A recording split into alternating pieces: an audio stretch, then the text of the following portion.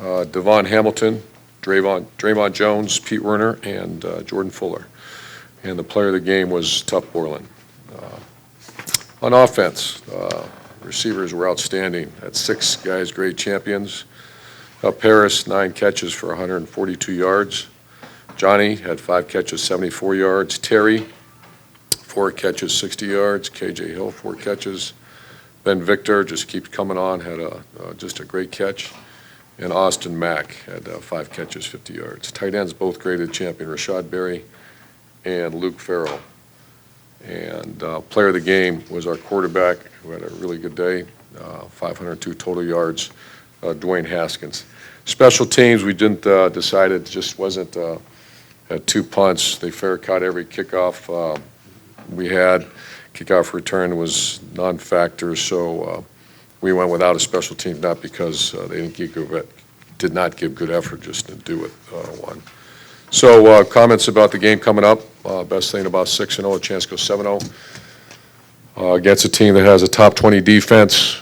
They're young on offense, and it's just great to be back home, and I'll answer your questions. Front row middle, Dave. Urban, halfway through the regular season, how do you feel about your offensive line? What do you like about the offensive line? What needs to improve with the offensive line? Well, we had 5 champions for several weeks right in a row. This week we didn't play particularly well, so we got to get back to, I think protection, they're very good. You know, we got to get back to more balance. We've been saying that, and we're going to work again this week at that. Brandon Bone, we haven't asked you about him in a while. He's close. He is close, okay. Yeah. So there's a chance he could come back relatively There's soon. a chance, yeah. Thank you. Front row left, Bill. Urban, as you guys are trying to get some more things going in the run game, has there been any consideration to playing Tate in short yardage or in the red zone just to bring that element back to the offense? There has been. There continues to be that conversation. What goes into that? What's the balance? Because you've talked before about the lack of depth of quarterback too. Just how much is that a factor, and also offensive rhythm when you're bringing in a new guy like that? Yes. That's all. Those are all the conversations that we have. And, you know, Tate's a very dynamic player, and those are questions we have every 2 hours. And with the offensive line, you mentioned it. It seems like they're holding up very well against the blitz and pass protection, but when teams are loading up against the run, it's inconsistent. Just what's the difference there when teams are loading up against the run and the pass, and what have you seen out of your guys handling both?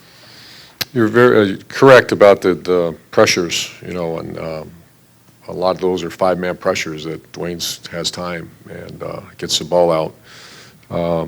The run game, it's a little more complicated than that. It's you know, we got to do a better job as coaches and better job, obviously, with players, just executing the run game, because it's not always that. It's not always a loaded box. So once again, that's, you know, the weakness of our team right now is balance on offense and obviously pass defense. Second row left, Ari. Urban, you've been back for a few weeks since the tough month that you had. I was wondering, how has it been as a recruiter? Great. I mean, I can imagine you always talk about being on top of it, making calls every day. You know, it's always changing. I mean, what was it like to have an absence like that and to come back? Can you just kind of take me through what it was kind of like for you? With all due respect, I like to just move forward, and it's been great. You know, we're working our tails off recruiting. We had a big visit weekend this weekend. The team's playing very well, so recruiting's going very good. Far right over here, Clay. Pardon me for being nosy, but the headache episode on Saturday, and it looked like to me you had a similar situation come at Penn State, and seems they come and they go quickly. Is it an issue, Coach?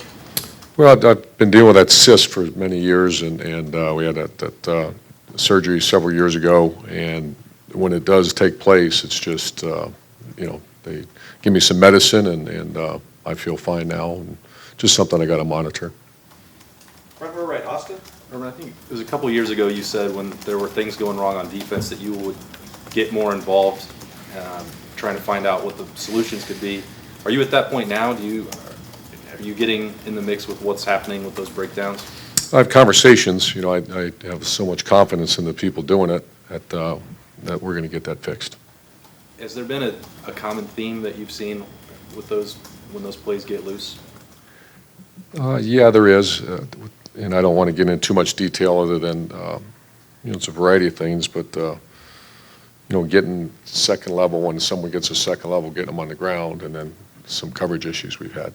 Those guys, the starters that left the game on Saturday, Cooper and Harrison, do you have any injury update with those Much guys? better today. We'll know more probably later today or tomorrow, but much better. Third row left, Dan. Urban, being 6 games into the regular season now, kind of at the halfway point, what's kind of impressed you most about this team so far, and what do you see as areas that maybe haven't quite lived up here? Well, we've overcome some significant injuries. Most notable was Nick Bosa. And we're still finding ways to win games and just really good people on this team. We go out to practice and guys want to get better. So it's a good group to coach, good people, and guys work really hard. Front row right, Bill. Yeah, just another question about the defense. I mean, we are 6 games into it. At this point of the season, I'm sure you would like to be further along in terms of fixing those problems. Do you think that they are kind of systemic problems? I mean, when you look at them, do you think, okay, this is just one guy out of place, or do you think there's something serious going on here?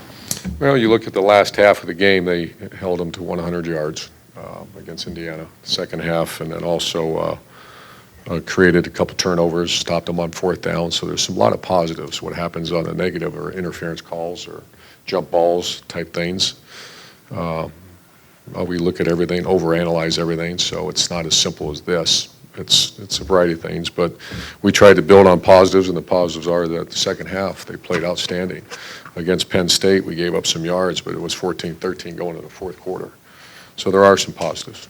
And about the pass interference things, I know the philosophy is that we've been told by coaches and players that if you're right on the guy, then you look for the ball. If you're not, if they've got a step or more on you, then you try to swat through their arms. Can you just kind of explain that philosophy and whether you think that's working well enough? That's a pretty that's a philosophical approach that most people who play press coverage, that's the idea. And those are bump and run coverage. Press coverage is a very hard skill. The reason we do it, we want to challenge every throw. And we've had some excellent corners. I believe we have excellent corners now. It's a skill that requires an incredible amount of work. And when you're good, it's great. I mean, press coverage where you disrupt passes constantly. But what you just said is true, and that takes a lot of work. It's obviously something we believe in, and we will continue to believe in as long as we can. But that's a skill set that's very difficult that we ask them to do, and we just got to continue to work you better. Because it's the risk-reward on that. Once you get great at that you're playing great defense now. Far left, Lori. Coach, I hope this isn't a stupid question because I know what the math is, but are you right now as comfortable or maybe even more comfortable on 3rd and 7 as you are 3rd and 1? That's not I'm being respectful here. Did you say it's a stupid question? That's not a stupid question at all. It's a great question. 3rd and 1's tough right now. When that's something that's another weakness. So our weakness right now is balancing on offense and the short yardage. We had a couple close ones Saturday, and there's a time you're going to have to throw it, and we have, but there might be more times to throw that. 3rd and 7, I haven't done that. I might go look at that right when we leave here, but he's a very accurate guy, and we have some really good receivers. So to answer your question, that's not that far off right now. It used to be when the dual threat stuff, I don't want to say it was automatic, but it was pretty good. So that's a great question. Front row right, Tim. Yeah, I was going to follow up with that, Urban. You look at Dwayne Haskins Jr., he appears to be a prototype, almost pocket kind of passer kind of guy. Would that lead you down the road to getting him under center sometimes for those kind of situations? I mean, It doesn't really give you anything. Yeah. Maybe quarterback sneak, but it doesn't, whether you're a shotgun, you're still they don't change their defense. The whole idea being is that when you take that quarterback position and it's a handoff player, they can plus you by 2. Does that make sense in those situations? Yeah. And that's what's happening right now. And with that kind of player, which we've had before, is that the answer is you have to throw it a little bit more often on those short yardage situations. And I think we had one last week where we were short yardage and we threw a little out cut and got the first down. So we just got to be willing to do that. no, that's the thinking, yeah. Minnesota, they started out pretty good. very good. Yeah. Top Last 2 20 weeks- defense. Yeah, last 2 weeks, though, they've had a tough time defensively, it looks like, but what just stands out about them? Their defense is outstanding. They're not a big pressure team, but they got a great pass rusher, number 45, excellent player. And they had a tough injury to one of the best players in the conference. But their defense is outstanding. And they've got that freshman quarterback. Have you been able to watch video Not yet. yet of him and stuff? Not yet. Yeah. And last thing, have you contemplating having whatever you want to call it, another procedure with your cyst, or can you get No. by now with what you're doing? I'll get by with what we're doing. Yeah. And final set of questions, front row right, Austin.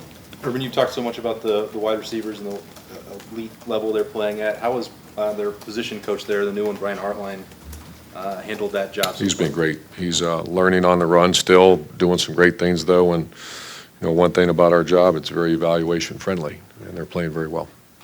You don't have to make a decision right now, I guess, but has he done enough to have that interim tag taken off? I mean, could he be a full-time? Oh, he sure could. Great. Coach, thank you very much. Thanks, guys.